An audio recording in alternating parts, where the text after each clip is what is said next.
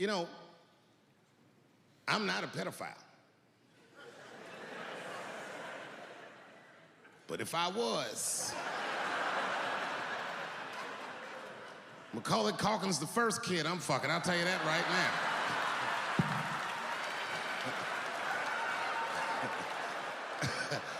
I'd be a goddamn hero. Hey, that guy over there fucks a kid from Home Alone. And you know how hard he is to catch.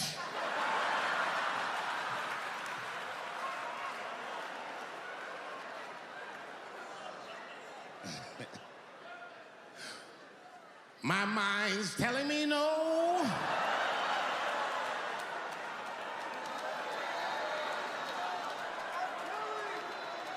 Okay, R. Kelly is different. I mean, you know, if I'm a betting man, I'm gonna put my money on he probably did that shit. I'm pretty sure he did that shit. You know, it's bad, okay, so a couple years ago, I was doing a show in Detroit, and I'm sitting backstage in my dressing room. A friend of mine comes by, this chick, Dream Hampton. Dream tells me, right before I'm going on stage, she goes, Dave, I'm working on a documentary about R. Kelly. Would you like to be in it? And I was like, nah, bitch, I'm cool.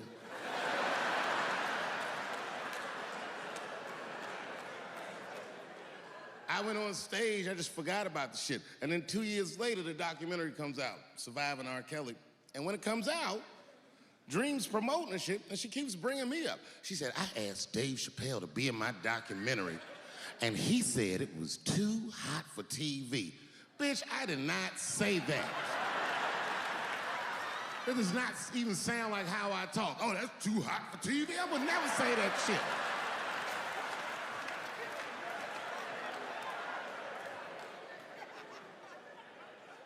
But I'm gonna tell you guys why I wasn't in the documentary. There's a very simple reason, and I cannot stress this point enough. The only reason that I didn't do it was because, and it's very important, I don't know this nigga at all. I don't know anything. I don't know anything that they don't tell me about. I don't hang out with this nigga, nothing. So what the fuck do I gotta be in the documentary for? This guy, R. Kelly, got another sex tape out now. Can you believe that shit? This guy makes more sex tapes than he does music. He's like the DJ Khaled of sex tapes. Another one. Like, damn, nigga. It's a lot of tapes. The new one's so bad that they didn't even show it. I've never seen anything like this. The prosecutor in Chicago came out in a press conference and read to the media a transcript of a sex tape. Have you ever heard of such a thing? This nigga read the sex tape. And it was so bad that R. Kelly sounded guilty in the transcripts. It's fucking amazing. 16 times the girl's age was mentioned. Isn't that crazy? This motherfucker's an idiot. He was fucking her like, yeah, this is the best 14-year-old pussy I've ever had in my life. And she was like, you like this 14-year-old pussy? He's like, oh yeah, I love this 14. I'm like, man, you need to shut the fuck up. You gotta give your lawyer something to work with. You're supposed to be on the tape like, this is the best 36-year-old pussy I've ever had in my life. And then your lawyer gonna be like, Your Honor, clearly my client thought that this woman was 36, as he mentioned some 16 times in the tape. They gonna know you lying though, you know what I mean? Everybody knows no such thing as good 36-year-old pussy.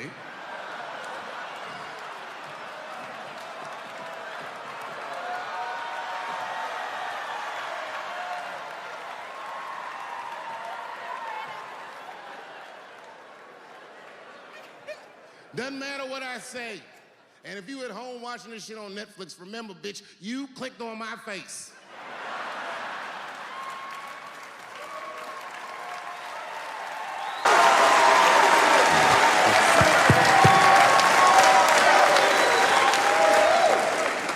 She's an amateur in stature, but in practice, she was very professional. She showed up early, which is something I appreciate because I like people to be on time. She was dressed to the motherfucking nines. I mean, I'm transphobic, and even I was like, you look nice.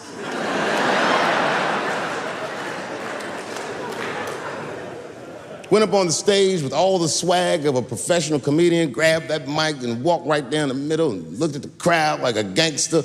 Man, you should have seen her work. This bitch bombed for 45 minutes straight. And I am not exaggerating, young man. That show was terrible. Stunk. Stunk. And then she brings me on, and you know, I was like a glass of water after a handful of salt. The crowd was happy to see me. I was killing it. But here's what impressed me. Any other comedian I've ever seen, if they had bombed as bad as she did, would have snuck out of the back of the theater and went home and cried or something. And she didn't do that. Not only did she not leave, she found a seat right up in front. You know, when a new comedian watches an experienced comedian in comedy, we call this taking class. And this bitch took my whole class. She sat up there and was laughing as hard as she always laughs, as if nothing bad had even happened to her. And I saw her show. Something bad happened to her.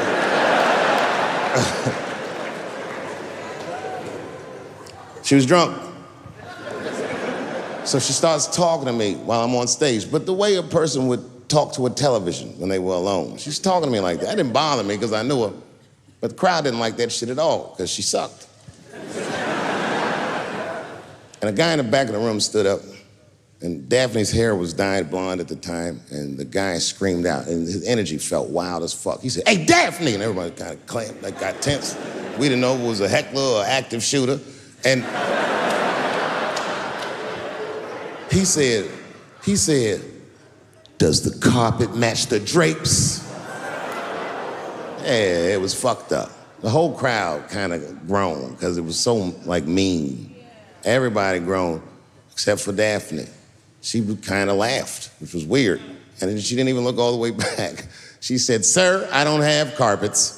I have hardwood floors." Just like that. Just like that. And boy, when she said that shit, it blew the roof off the place. Cut through all the tension. With that one joke, she made up for 45 minutes of a stinker of a show. And after that, she could do no wrong. And I kept on rocking. She kept on talking to me. And then the show became something cooler than a show. It became like a conversation between a black man and a white trans woman, and we started getting to the bomber shit. All them questions that you think about that you'd be afraid to ask, I was just asking them, and she was answering them, and her answers were funny as shit. The crowd was falling out of their chairs. And at the end of the show, I go, "Oh, Daphne," I said, "Well, that was fun." I go, "I love you to death, but I have no fucking idea what you're talking about." The whole crowd laughed, except for Daphne. Now she looks at me like I'm not her friend anymore. Like I'm something bigger than me, like I'm the whole world and a guy. And she said, "I don't need you to understand me." I said, "What?" She said, "I just need you to believe," just like this, she goes, "that I'm having a human experience." And when she said it, the whole crowd kind of gasped. And I gave her the Fight Club look. I said, "I believe you, bitch." Because she didn't say anything about pronouns. She didn't say anything about me being in trouble. She said, "Just believe I'm a person and I'm going through it." And oh, I believe you because it takes one to know one.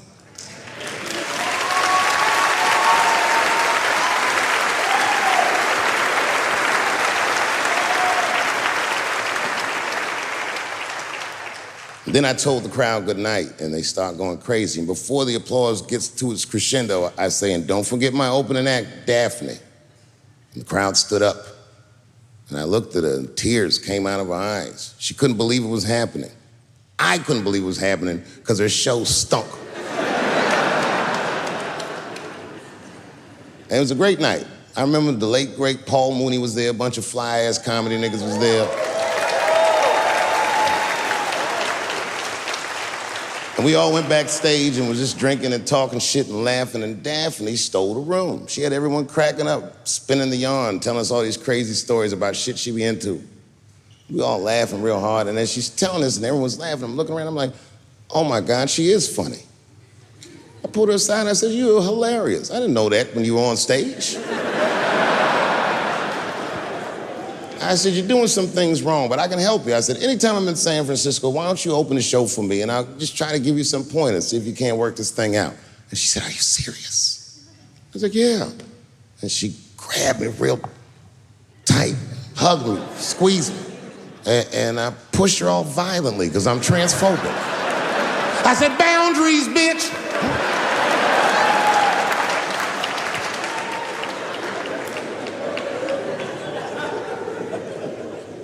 When Sticks and Stones came out, a lot of people in the trans community were furious with me, and apparently they dragged me on Twitter. I don't give a fuck, because Twitter's not a real place.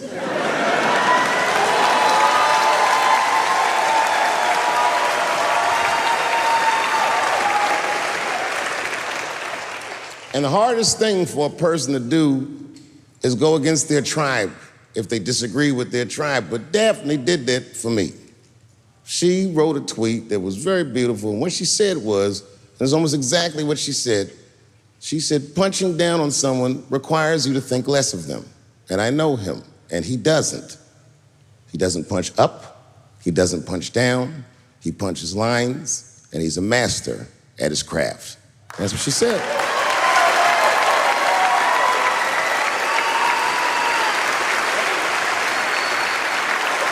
Beautiful tweet, beautiful friend. It took a lot of heart to defend me like that. And when she did that, the trans community dragged that bitch all over Twitter. For days, they was going in on her, and she was holding her own because she's funny. But 6 days after that wonderful night I described to you, my friend Daphne killed herself. Oh, yeah. It's a true story. My heart was broken. Yeah, it wasn't the jokes. I don't know if it was them dragging her. I don't know what's going on in her life, but I bet dragging her didn't help. I was very angry at them. I was very angry at her. I felt like Daphne lied to me. She always says she identified as a woman, and then one day she goes up to the roof of a building and jumps off and kills herself. Clearly, only a man would do some gangster shit like that. Hear me out. As hard as it is to hear a joke like that, I'm telling you right now, Daphne would have loved that joke. That's why she was my friend.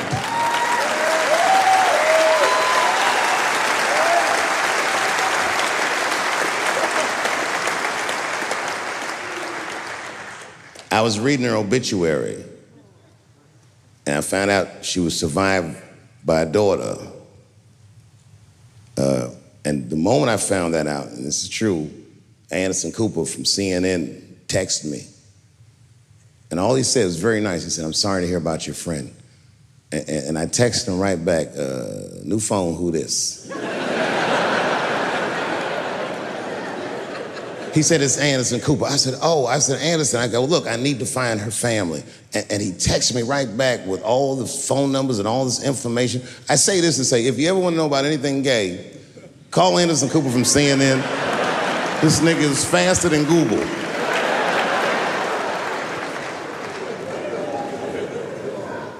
And what I did is I got in touch with her family and I started a trust fund for her daughter, because I know that's all she ever really cared about.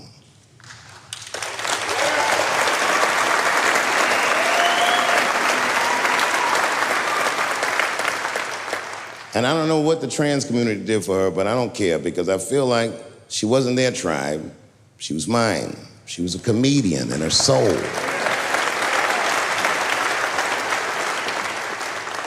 Her daughter is very young, but I hope to be alive when she turns 21, because I'm going to give her this money myself. And by then, I'll be ready to have the conversation that I'm not ready to have today. But I'll tell that little girl, young lady, I knew your father. And he was a wonderful woman.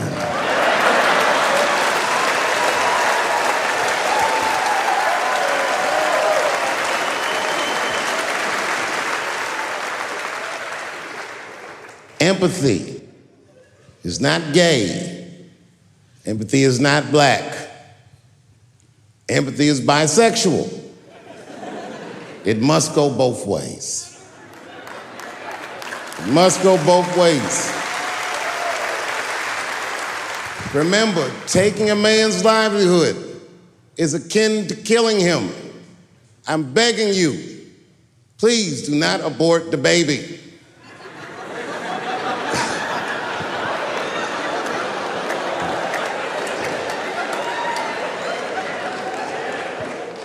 Kevin Hart dreamt his entire life of hosting the Oscars, and when he finally got the job, they just took it. It's not fair. They didn't kill him. Kevin's a strong guy. But I'm sure it broke old Clifford's heart. It's over. LBGTQ, LMNOP, QIZ, it is over. I am not telling another joke about you until we are both sure that we are laughing together. I'm telling you, this is done. I'm done talking about it.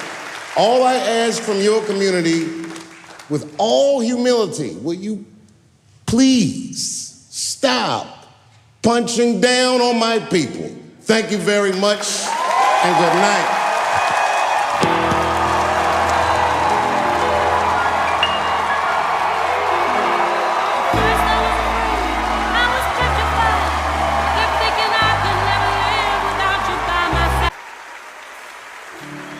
Ladies and gentlemen, the incomparable John Legend.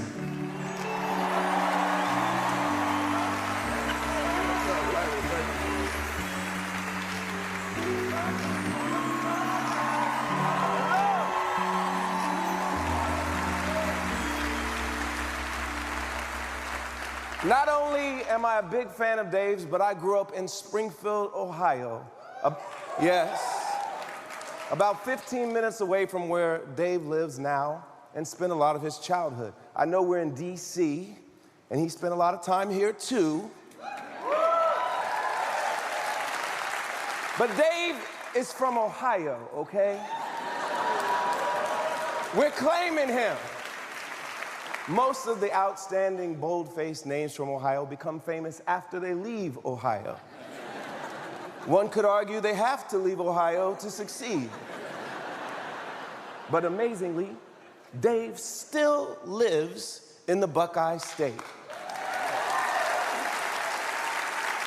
He still lives in the kind of town that makes people wonder, why does Dave Chapelle live in that town? He lives in the so-called forgotten America. Dave never forgot about it. He has brought the world to Ohio. His annual musical jam sessions on a local farm are legendary. He's brought some of the greatest talents in the world together to celebrate life there, and recently, after the mass shooting in Dayton, to bring comfort after tragedy.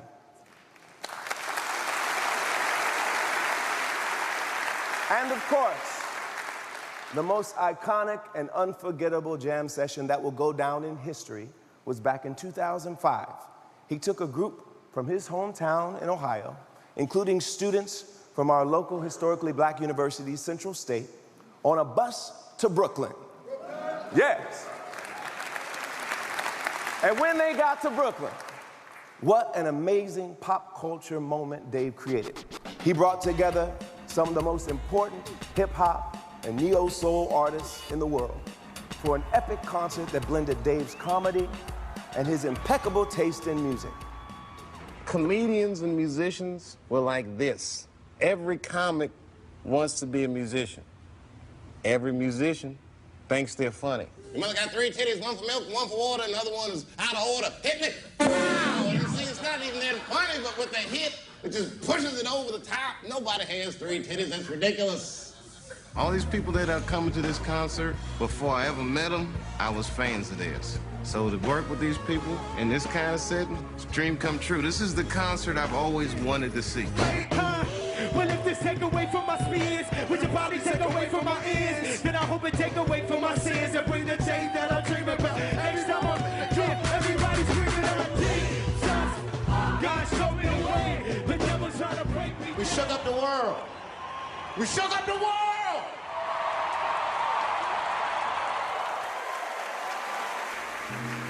How y'all doing? My name is Q-Tip. I am proud to be the artistic creative director of hip hop here at the Kennedy Center. I want to talk to my bro, my friend. You my brother. I love you. I've known this dude since he first started, and it was 1992 or 3, and he came on the bus, and he's like, I'm Dave Chapelle. I was like, yo, you're Dave Chapelle. I know who you are. I saw Robin Hood Men in Tights. And I'm probably the only rapper that was watching Mel Brooks back then. I bought Dave his first suit when he did Letterman in 1995. Wow. Might have been 94. I took him to Barney's with my cousin. Wow. He was still wearing cross colors. Now don't tense up on me. I don't want you guys to think I'm like an angry black guy. I am an angry black guy, but you know what I mean? I have a right to be an angry black guy, though. It's different for me. See, I don't know if you guys believe in reincarnation or not, but I have been black 4 lives in a row. I need a break.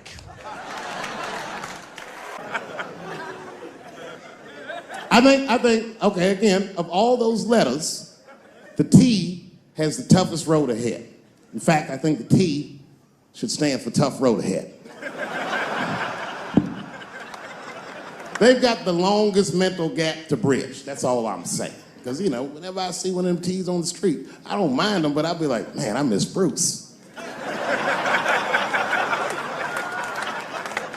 I'm sorry, guys. I'm 42. I remember Bruce Jenner. Before the Kardashians, before all that, this motherfucker was a white American superhero. It was amazing. He was beating Africans at track and field. We'd never seen anything like it. He was on my cereal box growing up. You know how much of that cereal I ate, nigga? I didn't know he was gonna do that.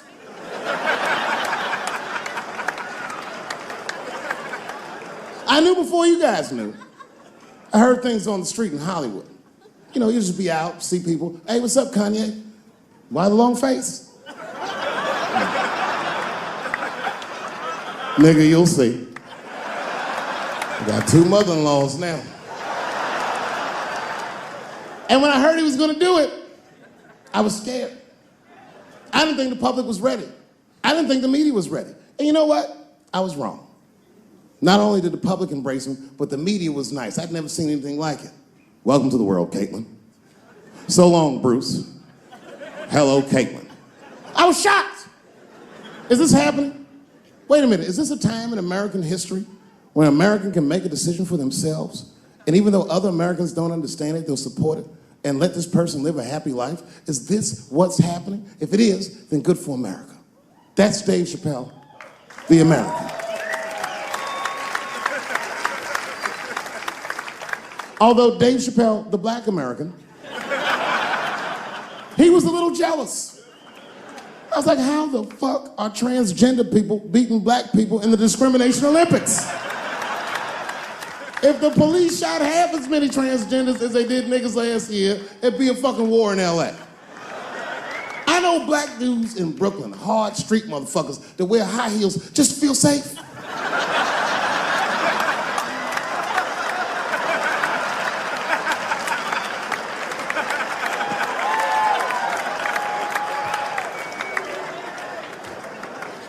Transgenders are gangsters. I used to do business with a transgender in Hollywood. Man, everybody would be scared of her in the boardroom. She'd walk in there, newly minted woman, high heels, purse. Wouldn't say anything to us, just walk around the conference table looking mean as shit.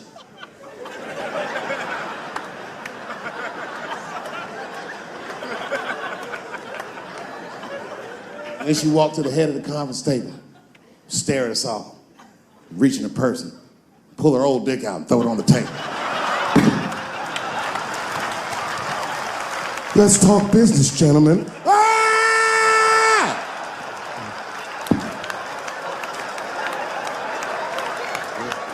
Shit is scary as fuck. If your best friend pitched that to you, you'd be horrified. Yo, nigga, let's go to the hospital and cut our dicks off and make pussies out of them shits. What? Can't we just get matching jackets or tattoos or something? Sure, that's what you want to do? There's only one way to find out, nigga. Wu-Tang, bow, bow. Let's go to the club and trick niggas into fucking us, yeah.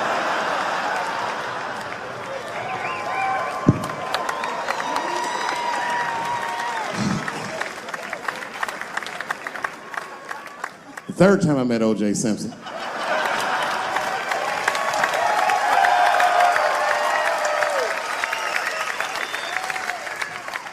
Third time I met O.J. Simpson, I was doing great in life. I just finished the second season of Chapelle show. Man, those were good days. I was playing a comedy club in Miami, the Improv. I don't know if you've ever been, but if you have, you'd know. The door for the green room is right on the stage. Can you imagine such a thing? If I walked out of the door of the green room, bam, I'm just right here. It's right from the dressing room. And I did that. I walked out, and the whole crowd was like, hooray! And I looked, ma'am, as close as you are to my songs.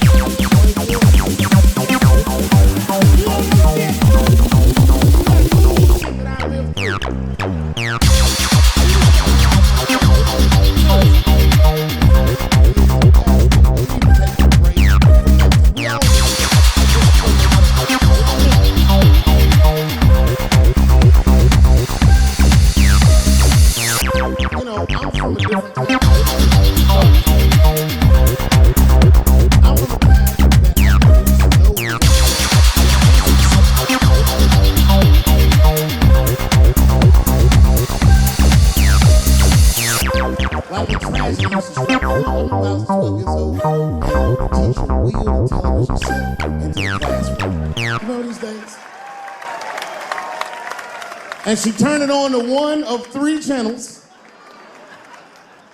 And she said, class, the space shuttle is taking off, and we're all gonna watch it take off. Man, that shit was going great for like 3 to 5 minutes. That's right, you remember, it fucking exploded. Right on television, everybody on board, dead, immediately presumed dead. It was so bad, the teacher looked at all the kids and was like, you can go home. It's a goddamn national tragedy. This was Cold War America. The Russians were laughing at us. My point is, for a guy your age wouldn't even know the pain because in your generation, it's like the space shuttle blows up every fucking day. How can you care about anything when you know every goddamn thing? I'm getting over one cop shooting, and then another one happens, and then another one happens, and another one happens. I'm crying about Paris, and then Brussels happens. I can't keep track of all this shit, so you just give the fuck up.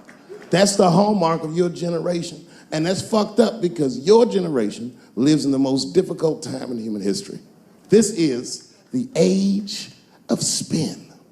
The age where nobody knows what the fuck they're even looking at. Did you know that Planned Parenthood was for abortions? It's for people that don't plan things out at all.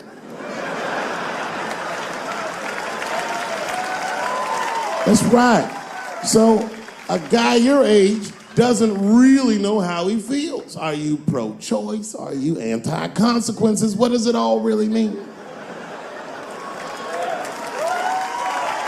It's easier not to care for you. But for us, we were trained to care. We were raised that way. I used to watch a fucking cartoon when I was growing up called the Care Bears.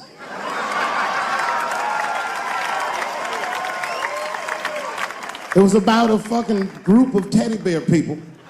They were like teddy bears, but they were like people, and they were all different colors, and they all fucking just walked around caring. They cared about each other and everything else. They all had different designs on their stomachs, and the designs told you something about what they might be like inside. Very, very loving group of beings. And when shit got real bad, as nice as those teddy bears were, they didn't get mean faces. They got determined. And the leader would say, "Come on, guys, it's time for the Care Bear Stare." Remember that shit? And them little teddy bears would lock arms and stare at the problem. And I'm not even bullshitting. Actual love would shoot out of their chests and would dispel anything that was fucked up. And when we grew up, we wanted to be like those bears. And then we got our hearts broken because we found out that life wasn't gonna let us do that. And that it's impossible to shoot love out of your chest. However, I have shot love onto somebody's chest before.